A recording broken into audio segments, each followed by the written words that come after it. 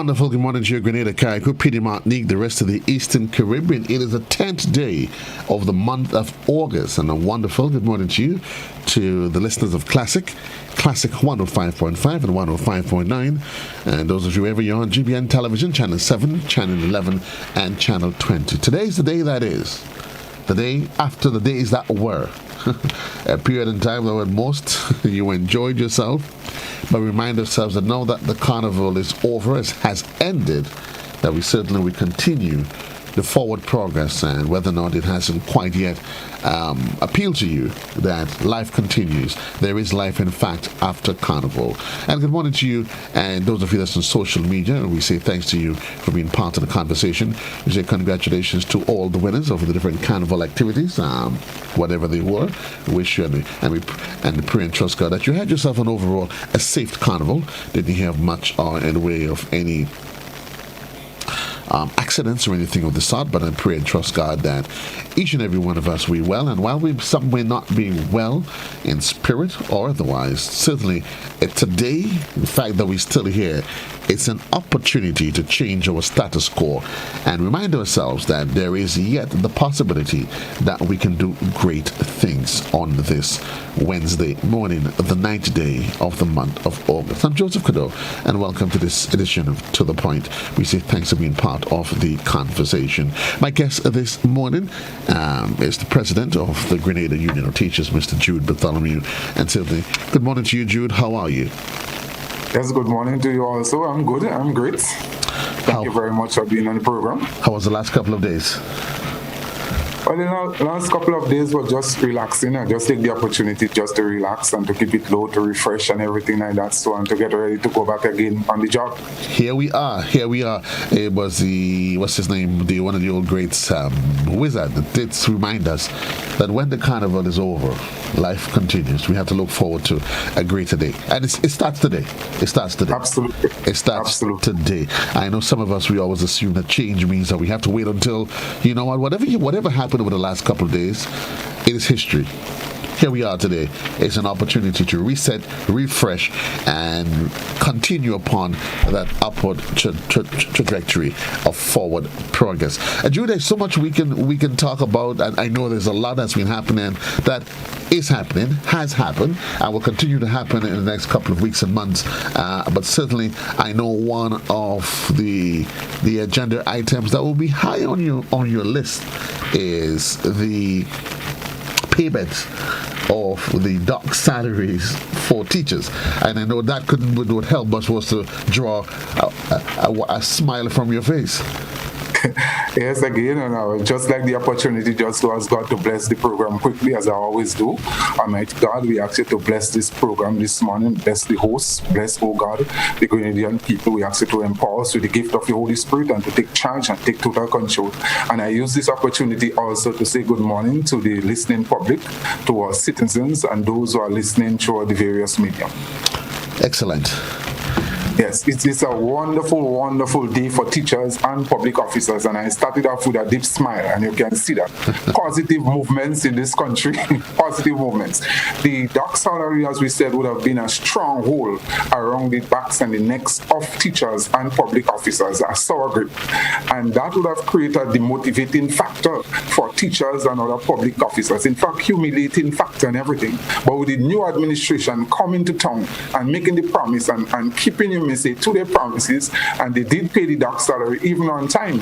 And I could tell you and testify that our teachers are really, really elated and happy, and so do public officers. And so we want to say, as we say, kind words bring back kind echo. And so our promise, as we always said from the Grenada Union of Teachers, it wasn't to punish parents or to punish students, but to take a stance, because we felt that the dock salary and the removal and just docking of the salary was unjustified and uncalled for. So now that it has been paid by the new administration, we will do our part, and basically I addressed the nation last week, and what I would have done, and the national executive, the Grenada Union of Teachers, is to bring the curtains down on the walk to road. And so we're saying here that we are happy, we are thankful to the Honorable Deacon Mitchell and his new administration for keeping to the promises and basically undoing the damages that was done to Grenadians, to students, to teachers, and to public officers, and to restoring a sense of pride and dignity. And now we will go back to work to rule with all the extracurricular activities, sports and everything like that. So whether primary in-house games, as you say, primary school in-house games, you're talking about now branch sports and everything. You're talking about the national primary school sports. You're talking about secondary inter-call games, and all the other things that go with it is right back and stream, and teachers will support it in full. Well, I think that's no doubt. Good words to be hearing from you, the president of the duty. But there's some, though, in the midst of all of this, because there's always going to be the naysayers that's fought the argument that the government is actually has done what it did in order to come into the good favors of the Grenada Union of Teachers. And it's not necessarily because it's not necessarily an olive branch. Well, I would not say about coming to good favors. It doesn't matter what you do, people will talk. You will always have those for and those against. It's a really good move. The previous administration really and truly had intention of paying, or they said they would pay the doc salary, but the conditions under which they wanted to pay, the GU didn't ask, but it wasn't in agreement for it. And that is the thing here. The previous administration wanted to pay everybody. And it was just some teachers whose salary was down, and we would never stand for those principles. So the government came, the new government, they said they're going to pay it, and they did not pay everybody. They paid those whose salary was down. And I think, as I said, is a good move. And to say to the nation also, people look at this thing about just paying back money. Look at the consequences of that. Anytime a benefit is being restored, it safeguards those to come. So the public now who they speak, and some will be for, some will be against, but sometimes they don't analyze the situation properly, and knowing that the payment or the restoration of the doc salary for teachers and public officers is a better day for them and for the children to come. Because when we fight to get the restoration of the doc salary, you will ask the general public, how would they feel if their children were to work one day and then their entity or the government or whatever entity they work in would have docked their salary? The parents and the general public in the household, they would never be pleased about that. So what we ensure by getting back now the payment of the doc salary, we ensure that this thing probably will not happen again, not only for teachers and public officers, but for the young people coming up. And while we talk about not happening again, there's the doc salaries, there's also the conversation regarding the honoring of the pension judgment. Well, the pension judgment is one of the biggest highlights and story of things that could happen. Many times we go on these negative things and we think as a society that there are a lot of things that cannot happen. But we look at great possibilities when you have positive minds and positive mindsets in our country, both by our citizens and by the states. And look at the new administration again, the pension judgment. The courts and the new administration just come, they didn't diddle-daddle around. One time they said they kept to their promises that they're going to pay and honor the pension. And in 3 months' time, November, even right before November 30th, there are persons who would receive their retroactive payment. Now, that has some positive consequences for basically workers, teachers, and public officers. What you're seeing there, that this new administration has once and for all restored some dignity, financial security, and everything, and pride for our workers, for teachers, and public officers.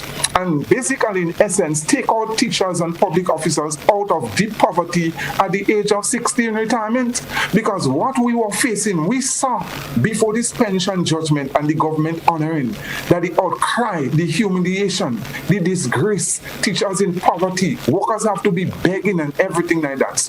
With this government honoring this pension judgment, and we want to pay that pension, the retroactive payment, not only for those who have retired already, but to keep to the promises of those who are getting ready to retire now and in the future, is a real great day for workers. In other words, now taking out workers in deep poverty and eliminating the stress and worries that teachers and public officers used to have when they think about working for all this time, making the tremendous sacrifices to the nation and going home in poverty empty-handed. That was wrong. And I think the government, kudos to them for what they have done.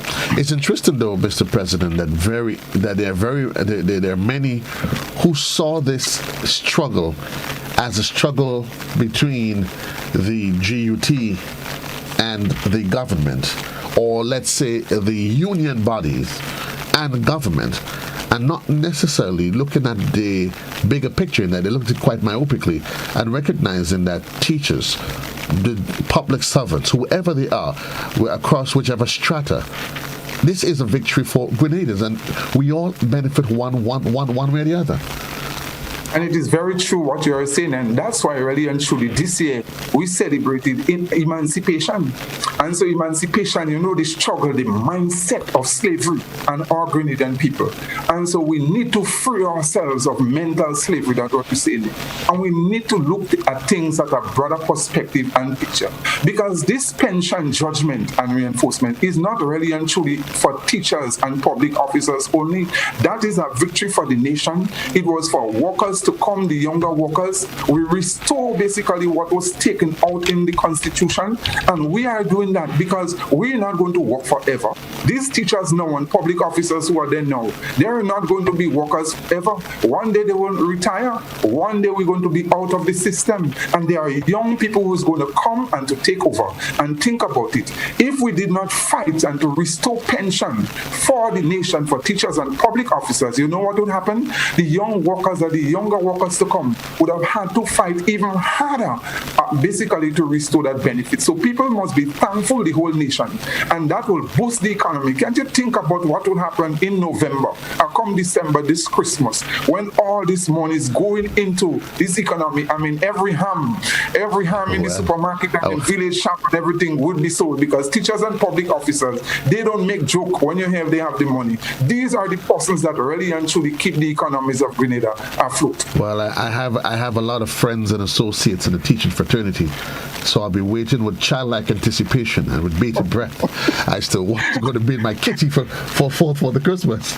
But I mean, I still want to come in to say, though, with the move of this new administration in honoring this pension, it brought confidence and it brought pride and you may say to all workers. And what will happen? It will be a boost, not only for the economy, but for education and our society. Teachers would be more motivated to work now, the public servants, because it was a real demotivating factor to know you working for all these years and you going home empty-handed by just thinking what people would say. They're not beating up themselves really and truly to work and to do anything. So I think the government has really and truly, and we really want to express our thanks and gratitude to this new administration. They just come in office and they have done it already with the dark salary and with pension, and it's a good move. Well, a lot to smile about, Mr. President, but certainly in the midst of all of this, there still continues to be a number of ongoing issues, the Tam CC saga being chief among them. Right. I don't know. Before we go into the Tam CC saga, I was wondering, since that we were talking about pension, because I know that there are a lot of persons privately who say to me and to say to others privately, they are very concerned about the Clico-Bico issue because we deal with pension here. Okay. And here there are a lot of persons who are hurting in the society, who have invested for the long-term old age security in terms of insurance and everything, pension plans, and you're talking about business establishment, you're talking about individual persons who put their own money in insurance, and you see what happened to Clico and what happened to Bico. And I would want to think now is only fair for us as unions. We know that yes, the government and the court that we fought for the restoration of the pension judgment, and we got it. And it is only fair for us to speak out now to support our brothers and sisters, our citizens throughout Grenada, Carriacou, and Pitimatnik, who would have really and truly taken out insurance policies for for the old age pension and benefits from Clico and Baico, and they haven't received anything. So we're calling on the authorities to look at it and everything like that, so and to try to make a move to see how they could alleviate the stress and suffering of those persons who have invested and take out insurance policies in Clico and Baico and really and truly did not receive anything.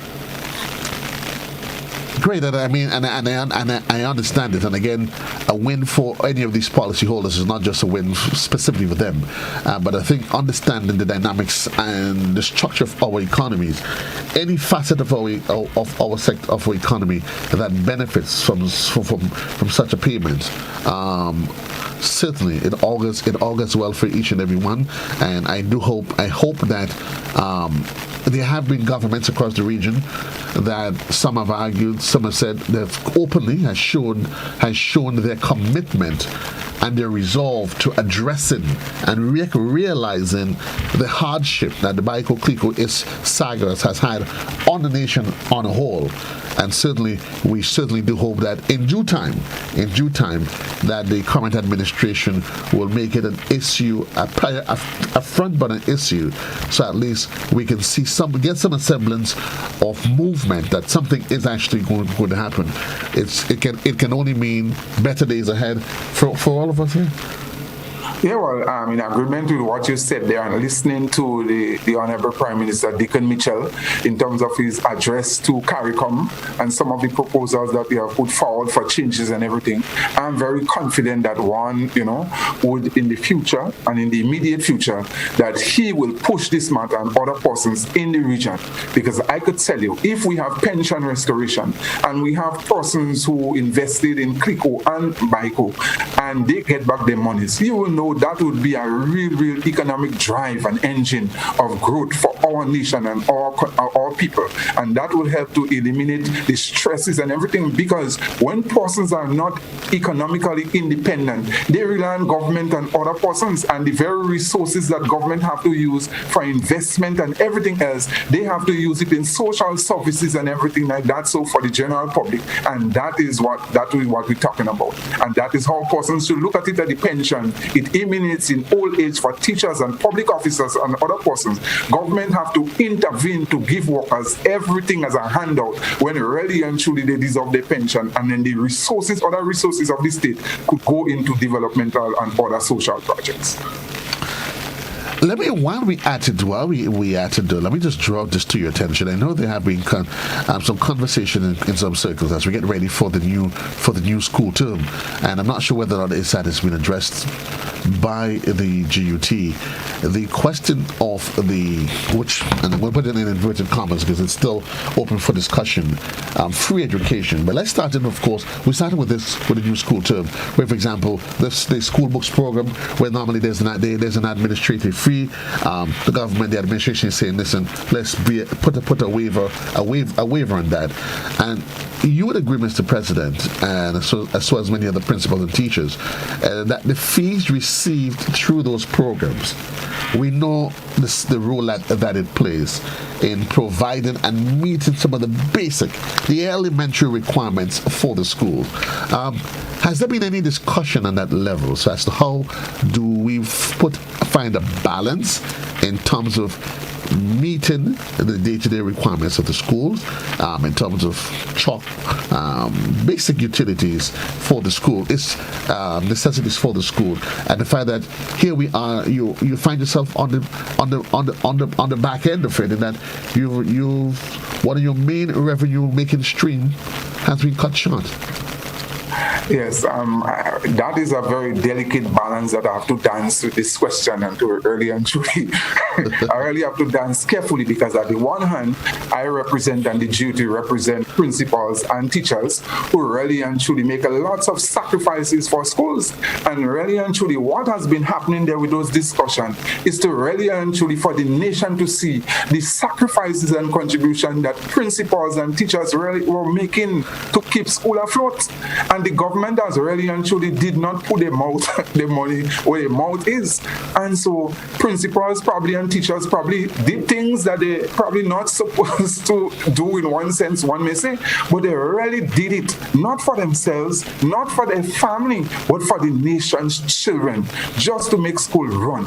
And that's what the nation should look at it. A lot of the times we look at the charges and we look at the fees and everything like that. So we know that there is some inconsistency here. And I want to use this opportunity because really and truly, I do believe that education should be free. I mean, free in the sense there is a basic fee, and I uphold that and the Grenada Union of Teachers. If you have to pay for your tie, you have to pay for your sports uniforms and those things like that. So if there is a basic fee for $75 or $100, then yes, the parents should do that. But education should be free. And we see in this country a lot of things that the revolution has brought forward for benefits for the ordinary citizens of this country.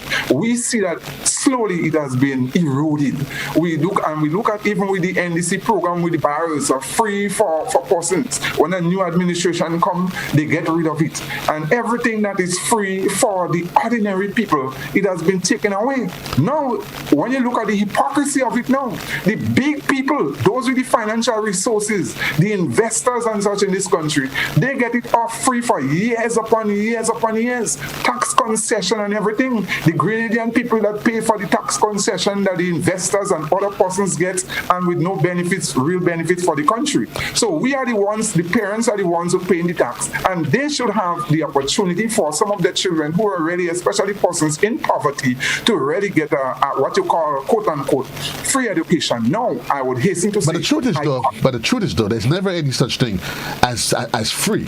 There is a price tag to be paid. The question that I often would submit is whether or not we are willing and ready to do that which is necessary to get to that point. Are we ready to make the sacrifice?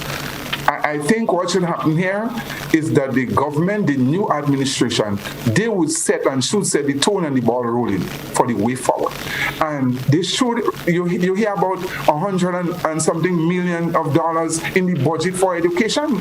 So the government of Grenada, a lot of the times, is the Grenada Union of Teachers that really and truly keep the school budget afloat, with principals and teachers and duty for sports and everything who've been spending teachers' dues and everything. So when again, and I'm going back to something, when again the society says they shouldn't get back the doc salary, they shouldn't get pension and everything like that, not realizing that for sports, whether branch sports, primary school sports, and even intercourse and other things that you see going on in primary and secondary schools, it is the teachers' dues, basically from the union, that were paying for these things. And the real economy for education is the teachers' economy and the school economy. So I call upon now, on the behalf of the parents, students, the Grenada Union of Teachers, for the new administration to pump some more money in schools. Schools can run, primary schools can run on an $800 budget a month in this time when you have cost of living and secondary schools. So put things together, have a dialogue and sit down with principals. Let's have a forum, even a national debate and discussion and those things, and look for a way forward. But you would agree though that it must be a conversation must be had and must be had immediately. Because sometimes when you look at some of the cost that is involved at the school level, you start asking yourself, like, seriously, my child having to graduate from school. I mean, and you hear the cost, some of the cost that's associated. And it's not just with those making entry into secondary schools. Those even to leave after you spend 5 years. And parents have to go through the rigors of paying for exams, doing this. Then you would hear cost of this, cost of that. And you start wondering, are those costs, are they really absolutely necessary? And I'm in agreement with what you are saying. There's a balanced approach and everything. But I would also hasten to say, a lot of the times is the parents themselves and the students that want this exorbitant thing. This graduation could take place in a school where the principals and teachers could just hand these students their certificates and everything like that. A lot of the time is the parents themselves, whether they're poor or they're rich, they have certain pride in their children. and they want big graduation, they want the ball, they want the different things like that. So I'm not saying that the cost or whatever they're paying is too high or too low. There must be a balance. Right. And so what we must have is dialogue. We must have a symposium with the Ministry of Education, the government of Grenada. You're talking about even school PTAs, principals and teachers, and have the way forward to see how we could deal with that. So we don't create burden for the poor children or the poor parents, a heavy burden unnecessary. Because the rich parents could pay for anything, it's the poor children many times that suffer. So we must have some equilibrium there and balance there for everybody. And I'm in agreement with that. So now that we've said that, and we understand what is it that we want, there is always going to there is and continues to be a number of issues. The TAMCC saga, for one, is one that continues to plague our education system in terms of the quality of the service that is rendered to our students. TAMCC is our premier tertiary institution, and it's unfortunate sometimes what happens there. And I think I think that TAMCC is negatively affected. Too much, you may say, political interference, and not have really given TAMCC the real autonomy to really make the school functioning properly. And that, for a lot of young people, that's the highest level of education that we get. So we must go back to the drawing board and deal with this matter seriously. However, I will say on record here, I'm very, very disheartened. And the lecturers, PW workers, the Grenada Union of Teachers, we are not happy with what we are seeing with TAMCC at this moment. As you know, we said to the nation that the lecturers and public workers at TAMCC, they did not get a salary increase for over 10 years. 10 years. And so that is unjust, unfair, and unfortunate, because even in the public sector or in the private sector, you have salary increases almost every 3 years. And so we had to take a stance to really fight for these workers. Unfortunately, just before the election, you may say coming to the end of May, we started, and the teachers, the lecturers at TAMCC voted for industrial action. We met and we wrote council. That's council for TAMCC. We met with the principal. We started negotiations. We wrote the Labour Commissioner, and in good faith, one would want to give some credit to the Labour Commissioner, Cyrus Griffith, who really tried to see if he could settle this matter. However, the problem that we are having there is the principal at TAMCC and the buzzer. They were not coming forth with any information in terms of finance. They weren't coming with any information that the Labour Commissioner asked for, that we asked for as union to settle the matter. We wanted to settle this matter, and this industrial matter could have been settled even before the election. Who is really and truly creating the problem there is the principal of TAMCC and the buzzer. They're just doing their own thing. So even after election now. But to what end, though? Why would you? I mean, that's quite an open indictment. To what end? What is there for him to benefit that the principal would take a position that would adversely affect the running of the institution that he's been paid to manage? Well, I don't know. That's a question probably we have to look at in the future. But I don't know, and I don't want to say here that the principal is not a Grenadian or thing, because if you go that direction, you don't want to do that, because we're entitled to work anywhere, whether it's Grenadian, to CARICOM, and everywhere we're entitled. But I think what is happening there is unfair and unfortunate. What I could say is that the GUT and PW, we make every effort to settle the matter. And what we said to council, and we said to the principal and their bargaining units, that we know, can you imagine, for 10 years that these lecturers have not been paid. So in essence, we didn't expect the TAMCC or the government of Grenada to pay all the monies one time. We said to them, come openly, let's discuss. Tell us how much money that you have, how much money that the government will give you, and let's see if you could bring up the workers to 2022 level, and then retroactive payments, we would decide on a plan for the workers to be paid, which is meeting really and truly TAMCC and a half. But we got no such information. They asked for 10 days in addition to the negotiating table. The Labour Commissioner gave them 10 days in excess to go and crunch the figures. We waited for them for 10 days. When they came back, they still did not release the information.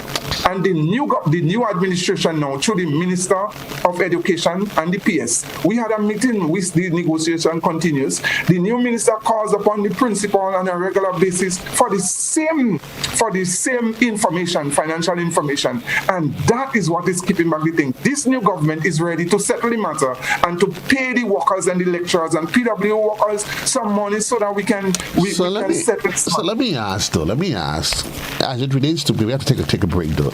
As to the administrative and function of the Times CC, is that classified information that if the principal is not forthcoming with, nobody else has access? The Ministry of Education doesn't have access to that sort of information? Is Times CC managed separately and on its own, that they manage their files, and nobody seems to be able to put their hands on the information that is required to settle an industrial dispute? One man holds the whole ship at ransom?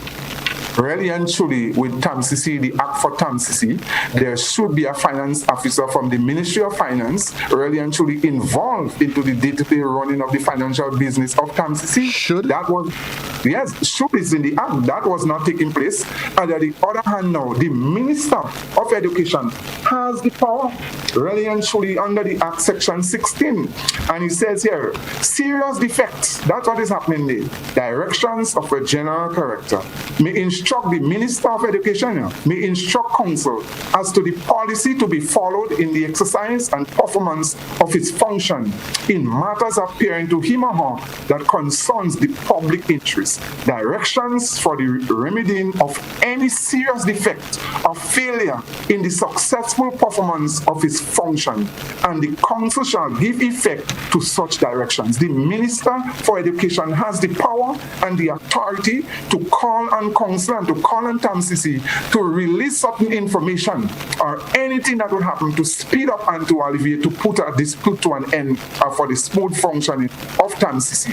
And so far, that is the whole up there. The frustration from the government of Grenada and the frustration from the Minister of Education. And this matter could have been resolved immediately after the government was sworn in. They wanted to settle this matter and put that to an end. And that's the whole up there from TAMCC end. And to go further to say, before you go on a break, this is creating problems for students at TAMCC. So we are concerned about that. These students, some of their grades have not been corrected, their papers have not been corrected, they have not received any transcript to say could move on to university or secondary and to go further in their education.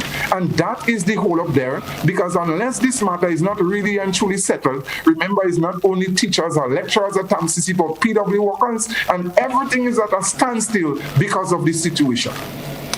So all that is required is the willpower of one individual to make the request, to get the information that is needed. And to get the information. Yes, I guess time will tell them.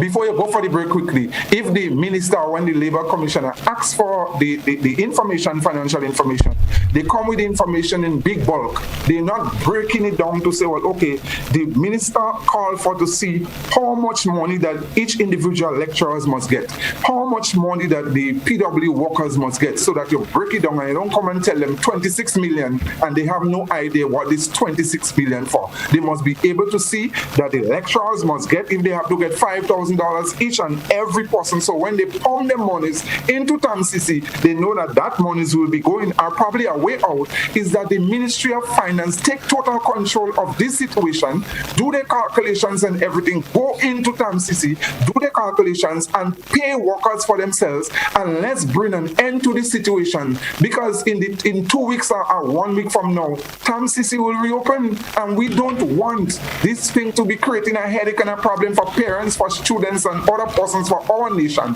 Let's settle this thing and let's do so expeditiously. Well, some may argue that the former minister didn't have the testicular fortitude to do that which was right. Well, I don't want to just go on the former minister now. It is yet early days. It is yet early days. Let's see whether or not the new chief in town would certainly do what is needed to address this concern. We're going to take a quick commercial break, though. But before we do take the break, we want to remind you, certainly it is coming up. It is on its way. It's all part of the 75th anniversary of the Presentation Brothers College Diamonds in the Calabash. It is set, of course, a production by the Presentation Brothers College, and it's part of its 75th anniversary celebration, and featuring performances by the Presentation Brothers Choir, conception dances, comancheros, the spoken words, the soca and calypso drama. It's all happening, expected to take place inside of the Spice Basket. Adults $40, children $20. It's happened. The venue is inside of the Spice Basket at 7 p.m. You want to go in, folks? Do go in and support it. It is a venture that is worth the cause. And if you really keep in mind, when it comes to the delivery from the Presentation Brothers College, just by virtue of the choir itself, it is worth every penny that they're asking.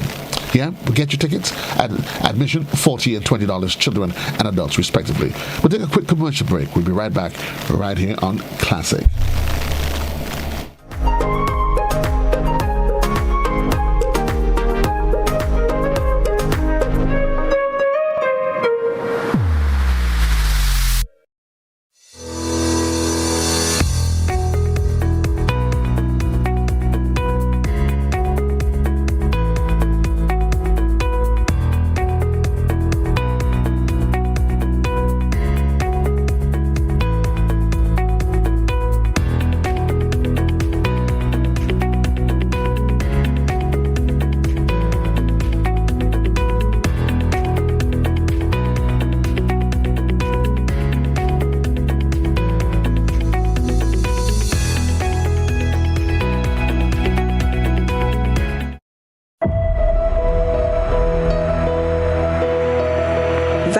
Protect you and they protect me. Getting vaccinated is one of the most important things you can do to keep yourself and your family safe and healthy. Once enough people are immunized, opportunities for an outbreak of disease becomes very low.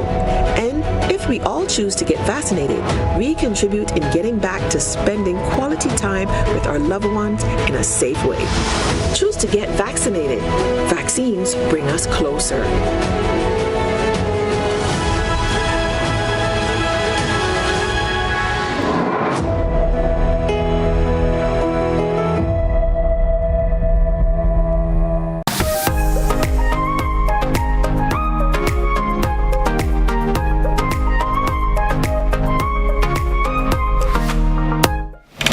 Welcome back to the program, To The Point, for today, the 10th day of the month of August.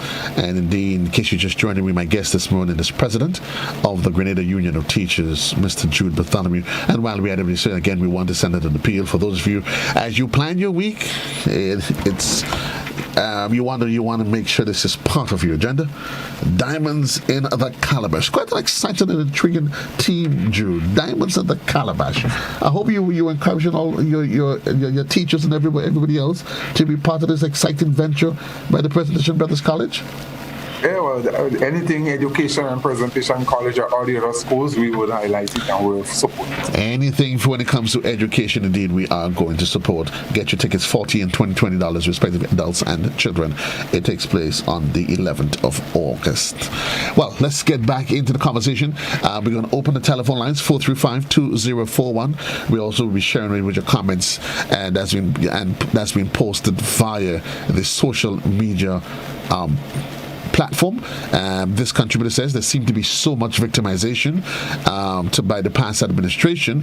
I wonder what was the purpose. What were they hoping to achieve or accomplish?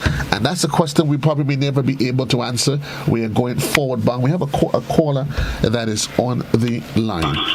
Good morning, caller. You're alive. Good morning. Yes, good morning. I just want to ask a question regarding secondary school education and the freedom.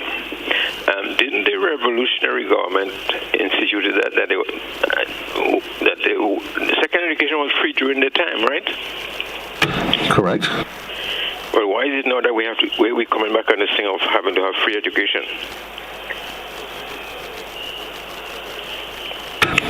Mr. President, I know you and I, we touched on that briefly, and it's a question that the caller is. Thank you, caller. Why is it the whole conversation of free education? It's being addressed and redressed in so many different forms and forum. Well, it was a principal position that was taken during the revolution. Well, I mean, I understand what the caller is saying, and he's making a valid point there in a nice way. But one will see is government education, whether by the state, whether by the church schools, private schools, or public schools, is really and truly the government and the Ministry of Education that have the resources and in charge of education. So if they really want it, it depends now on what we see, and that's why all citizens have to be smart and wise and to see what benefits them. It's not just going behind politicians and jumping up here, there, and there. These are the little things that all citizens must learn to see. And as we say in local terms, you must learn to see who really and truly for you are in the best interest of your students, your children, their education, and their future. Because the policies of one government, government A, may not be the same policy of government B. And what we were seeing there in a smart and a delicate way. In other words, one would want to see that there seems to have been a trend by the NNP administration that wasn't really sinking in line with some of the benefits that you may say the nation's citizens were getting, the teachers were getting, public officers were getting, and you see it in pension, you see it in school fees, you see it in health and everything as smart and gradual, because health were already and truly free for the nation's citizens and in the revolution, and gradually, incrementally, you see governments going back in a smart way and charging for everything. So it is the citizens of the country that have to pay attention. They are the taxpayers and have to call out to government and say, hey, this is what we want and this is how we're going to get there. But I want to think the past is the past, and now this matters is in the forefront, and we call on the new administration and the public domain to address it, and let's see where we're going with it. And I'm agreeing with you holistically. I think very often the challenge sits with the fact that we tend to think that the reins of power is held by those in parliament and our senators and our MPs, when in fact the reality of it doesn't matter when and where and in which dispensation. 20 years from now, the reins of power sits with us as the people. And I think that's a conversation that must be had and should be maintained at all time. Power resides with us, the people, and we need to be part of that conversation. But I have a caller that is on the line. Good morning, caller. You're live. Yes, good morning. Yes, good morning. I'm wondering that if... caller, is it possible you can take down the volume on the device in the background, please? Okay. 425-2041, that's the number on the inside. Remind you, we're getting ready for Diamonds in the Calabash, a present production of the Presentation Brothers College as part of the 75th anniversary. Yes, caller, go ahead, please. Yes, I am wondering if the principal of SAMCC was a Grenadian and portraying this type of behavior, if he would have still been employed by the government or he would have been fired. I think sometimes these foreigners want to come in our country and bring the same bad practices to us, and we sit down and we swallow it. If he has been asked to present certain information and he's failing, I think he should be fired. Thank you. Thank you very much, caller. I think, power, the power that people exert, it can only be is based on that which they have been allowed to, and to who somebody must be giving them the power. If I'm your employer, you have to follow my demands, and if somebody's empowering you to do otherwise, you can't blame them. If that's what they've been allowed the reins of power to willy-dilly and do whatever this seems right in their eyes, how do you blame them? I will be very careful what I say here, but I will say in a tactful way that one could see that TAMCC, some games are being played with TAMCC and was governed from within and without. And that is a problem now, and the new administration have to come and to remedy those things. And I would hasten to say that this new administration, they mean well. One could see that they have a wonderful start in terms of pension, in terms of dark salary. But education, which seems to be one of their biggest challenges, and which means that they must start early and to take the bull by the horn in terms of correcting a lot of the maladies and a lot of some of the strange things that have been happening if they want to be successful. And to say further with a comment that you make there, the power lies really and truly in the hands of our citizens. But one would see, it is very ironical. When we have about a show, you hear about a show, you hear this one is coming, popcorn is coming, this and that and such. The Grenadian people can tell you everywhere that a show is taking place or this or that is happening. When it comes to Parliament and paying attention now to things that will affect us as a Grenadian people, we don't pay attention to those things, and we leave it in the hands to the politicians to do what they want. And it's only when it negatively affects us that's when we start to complain and those things. In other countries like Barbados and other places in the region, Jamaica, those things don't happen. The citizens, they keep abreast with everything, and the power, just as how the power was in our hands and the hands of the Grenadian people to effect change in the political directorate, we mustn't just put people in office and let them go and just watch things run. We are the ones that must be able to shape policies in our favor, in our children's favor, in the nation's favor, for the holistic development of our nation and for our people, for the working class and for everybody else. And we must be smart, we must be wise. I think what has happened there, what has happened and is continues to happen at the TAMCC, it's a wake-up call for each and every one of us as citizens in the country that we take charge and responsibility of our own governance.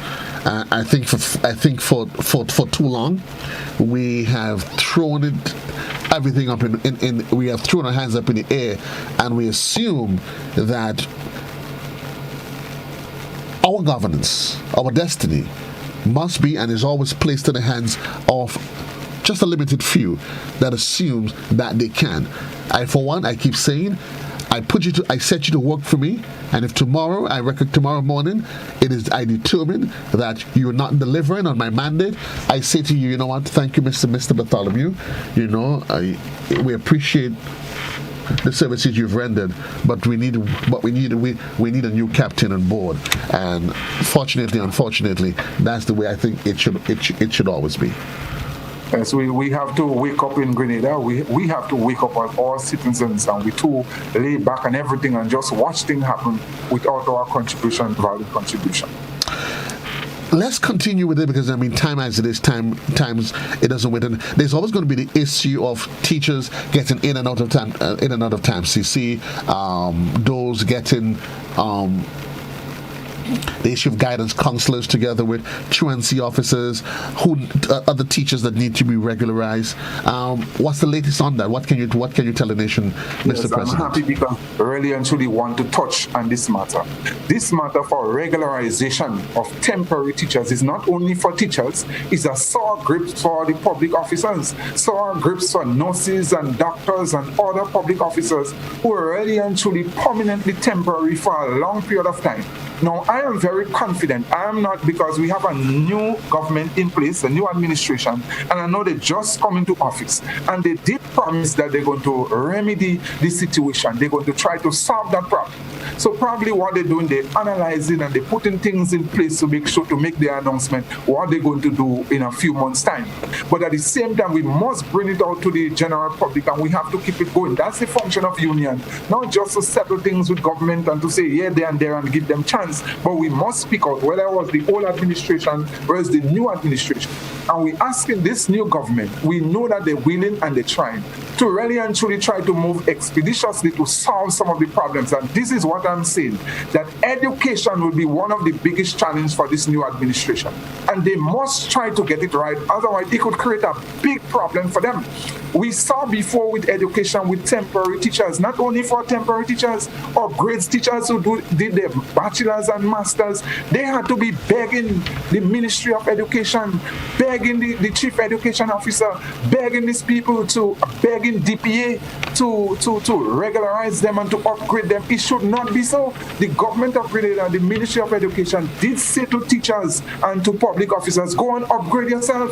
And when you upgrade yourself, you do a master's, you do a bachelor's, you go to TAMCC Teachers College. You don't have to be waiting 2 years, 3 years, 4 years, some people 5 years, and they have not been upgraded. This is wrong. And we're calling on the PS and the new Minister for Education to do justice to some of the things that have been happening in the Ministry of Education and in DPA. Is not only changing the PS, you may say in DPA and other places, you could change the PSs and everything like that. So, but there are other persons who are in charge too and who are doing some injustices to teachers and public officers up in DPA and other places for a long period of time.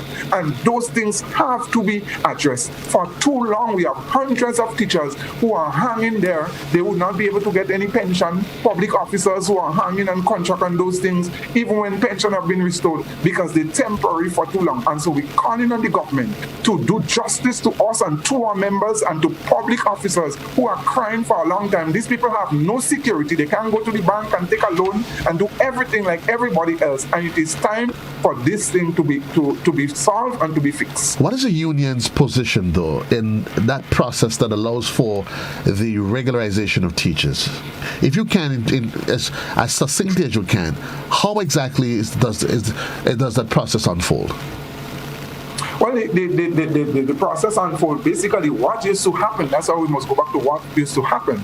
We didn't have to negotiate and fight for persons to be regularized. The law says, and by precedence, after 2 years in a job position, if you're performing well and everything like that, so the principal and other persons, the Ministry of Education, the principal will recommend. And after 2 years, automatically when they look, you're properly appraised, you're doing your work well and everything like that, so then you should be given a permanent status. So is it that the teachers are not performing their duties? Is that what the argument? Can we then determine that that's what the argument is? No, not at all. The teachers are performing their duties and going beyond the call of duties, and other public officers, nurses and doctors. Are we going to say that the nurses are not performing their duties in the hospital so they wouldn't be regularized? No, I'm asking you. I'm not saying, because you're saying it's a simple process whereby they get to the 2 year that 2 year point, and it should be a 1 to 3 step process. Yes. Now, if in your case it's not happening, why is it that the GET has allowed it? That you have so many teachers in the system that has not been 2 years, 3 years, 4 years. Why should a teacher be in the system for 15 years not being regularized? Well, the GUT have been pushing and together with other unions for a long period of time. It's the system, basically the governments that came before, they were very comfortable with contract work. Because when you contract and you're acting, you have principals who are acting for a long period of time, no regularization for some principals, and that was benefiting the government. Because when you're acting and you're on contract, it means that you have to be more subservient and a slave to the government. If we have industrial action, those who are temporary, they don't want to take part in it because they're afraid they lose their job. When election comes around and the government says to you, well, I keep you in your job and I have you going there, and if you really and truly don't support me or don't vote for me, then you will not get back to work and all those things. Those things bring fear to people. So it has been benefiting the government of governments and governments of Grenada for a long period of time, and that is the reason why. Now, when you upgrade the teachers and public officers, you have to pay them more and bring them up to really and truly what they deserve financially. So when you keep them down and you're not upgrading them also, you are benefiting the government of Grenada is really benefiting and robbing the teachers and public officers that the monies that they should be getting. So let me ask a question. As the union, the president of the GUT, are you satisfied? Because at all ends there must be a balance. We continue to hear about the inefficiencies in our education system. It seems as though it's going to be that recurrent decimal within the system. We continue to hear about the pillars of growth and whether or not our education system is aligned to that which is needed to transform our society. Do you think that our education system is where it's positioned, so where it should be, not in the context of academia performances? Because I'm for one that we seem to have a lot more academically qualified individuals, but who may not necessarily be adept to performing on the job. Could that be an argument made by the powers that be within the Ministry of Education? Well, it could be an argument, but it would not be so much of a strong argument in the sense when you look at the overall. In every establishment, whether there might be GBN, whether you're talking about union, whether you're talking about anywhere else, there are persons who are slackers on it, and they have to be pulled up. One thing. But it's not an accident that you have almost 500 teachers, you have hundreds of public officers, nurses, doctors, right across the board, who are not regularized, and to say these persons are slacking. Where you see the slack off, and the problem is too much of political interference in terms of promotion, whether it was in the Ministry of Education, DPA, the Public Service Commission, and everybody else. And the new government now have a lot of work to do to address this thing where the diddle-daddling of workers and interference and everything like that. So we know that, and that is a problem. There are some persons in the system who did not take long to get the promotion and the prominent status. Bam! They got it. While others are waiting years upon years and they're not getting it.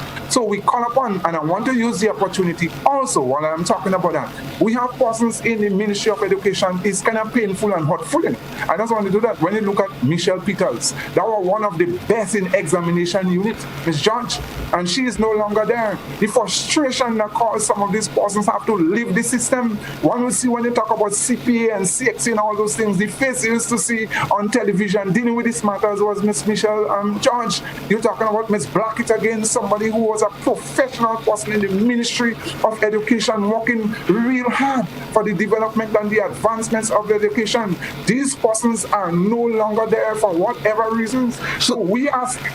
So let me ask you, because we've heard the argument that the challenge is not with the change of government, because you will get a new minister. But we've often heard the argument that the ministries are run by the technocrats. Are you then, Mr. President, suggesting in any way, form, or fashion that the problem with it may not necessarily reside with the ministers, but it may reside within the ministries itself, where there are people in there who for whatever reason, wantonly can't appreciate their role and function as administrators in getting the ministry running right? And we blaming the wrong set of people then? Well, you could be correct in one sense, but what I'm saying there, I don't want to pinpoint blame on just one set of people. But somebody has to take responsibility. Yes. This new administration now must get it right. The new administration now must do whatever it takes and have to do to get this thing right. Not only in education, in DPA, the Public Service Commission, and everywhere, so that we could have the transformation and the moving forward in growth and development for our nation as we want. Otherwise, what would happen in education, it doesn't matter what you do, even if you increase the budget in whatever sector, we're going to just be spinning top in mud and doing those things that we're going forward. Quite interesting. It's 5 minutes on to the hour in the morning time. Mr. President, just go through looking at some of the comments that's been made via social media. This person says putting things together for the new administration is not doing it express, it's doing things in the right way, not rushing, not just rush to please the important people. We don't know what they got from the past administration. I think ultimately what needs to be addressed is the fact that our education system, it has to be fixed not just from outside by changing an MP or changing a minister, but it has to be changed from within, in that there must be, and I'm assuming that there are policies that guides the education process. I'm assuming quite expressly that there is, and that persons must be held accountable. And I guess that's where all the other department comes in to ensure, if you have a role, that it must be carried out, Mr. President. Yes, it must be carried out, and that's why the new boss in town, the Honorable Prime Minister, did say that they have to do the proper thing and the honorable thing to get the right set of people in the right place so that the engine could be running again and move expeditiously. And that's why. So we know that the government just come and they have to watch, they have to observe, they have to do a lot of things. And we're not saying that they're going to get everything and solve everything in the morning.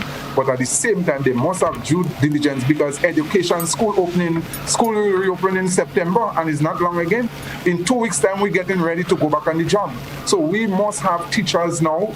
There are some teachers, some schools that need new teachers, that need everybody. And you have to pay attention to these things and to try to solve it right now. We have another problem where for 7 months now, some teachers haven't gotten paid. No, that is not the fault of the new administration. 7 months, some teachers are crying. For some reason or the other, the documents have not been going through DPA and they're just slowing it down. And these teachers have families too. They're crying, they're hungry, they have to be borrowing from people and doing that in this modern era and modern time. You telling me that you have in this system that for 7 months, from since January to August now, there are some teachers who have not gotten paid. And every day they call in the Ministry of Education, they call in DPA, they call in who, and these matters now have not been solved. And it is very shameful, it is hurtful, and it is unfortunate. And these are body issues. I'm hoping though that the union is in a position to step in and offer some sort of relief though. Well, the union try to step in from time to time, and branches try to step in such situations and other persons to assist these teachers until they get paid. But the little monies that you give them out, what you may try to give them, cannot really do justice in terms of the humiliation. Can you think that somebody working for 7 months and they have to be calling the phone and calling the Ministry of Education, trying to call DPA, trying to call everybody for their pay? And what's the reasons? What's the reasons that's been forwarded though for that? Well, the reason sometimes you're talking about documents, they're saying that some of the persons, they're not in the system, they just come in and those things. But even if they hired somebody in January, you can take 7 months before you think somebody paper and to get it right. In those modern times, it takes a month. In other ministries, those things don't happen. That's 7 months. Is that an exaggeration or is that facts, Mr. President? No, that is factual. That for 7 months now, there are at least about 9 or 10 teachers that have been calling every day and they have not been paid. And that situation was going on for a long time. The Ministry of Education before did try to resolve some of the issues. But it seems as every time they say they're going to try to solve that won't be no more, that thing comes back and happen again. And we're calling on the new administration to settle this. And very quickly, because we're running out of time, I also want to talk about the teachers going to Teachers College now. These teachers, for some reasons in the previous administration, we know TAMCC is the premier training institute for teachers, because if you want the nation to develop holistically in education, you must train your teachers properly. And for some reasons, as we say, we don't want to label the imanis and such, because they are workers too. They are trained as teachers going full-time in TAMCC, while the institution that has been created to train teachers, the teachers have to teach for almost every day and run down to TAMCC in the afternoon for training. And we're saying that from a union perspective, and teachers, they have been crying out, that must stop. So we're calling on the new administration now to go back to the drawing board, the Minister for Education, and to bring back teachers to TAMCC full time and allow them to be properly trained. Teachers can be going to TAMCC, running back to school, doing lesson plans, teaching and doing all those things, so much as strain and psychological and emotional stress for all these teachers, and to do the honorable thing and to restore TAMCC, the teachers department, to its fullest and bring them back full. Thank you, Jude Bartholomew, President of the Grenada Union of Teachers, indeed. And we want to say thanks to you for being here. And certainly there is a lot that needs to be done. I think certainly some in the conversing with you for the last hour, it may be reasonable to conclude that there may be a lot of square pegs in round holes. Whatever it is, it means our education system is under attack, and it needs an immediate and collective immediate addressing and a collective response from each and every one of us to ensure that we do not just set the foundation, not just for today, but for tomorrow and for years to come. This is the way I say thanks to all of my listeners and my viewers, wherever you are. As I leave here, I want to remind you, it is coming up on the 11th. It is Diamonds in the Calabash, Jude. Don't you forget. I need you to get online and call somebody, call everybody, call anybody. I want to say a special good morning to Mr. Jeremiah. And good morning to you, Cecil. I'll link you up when I'm off a comrade. It happens tomorrow. It happens on the 11th. But that's tomorrow. Oh, yeah. That's tomorrow. That's tomorrow inside of the Spice Basket. $40 for adults, $20 for children.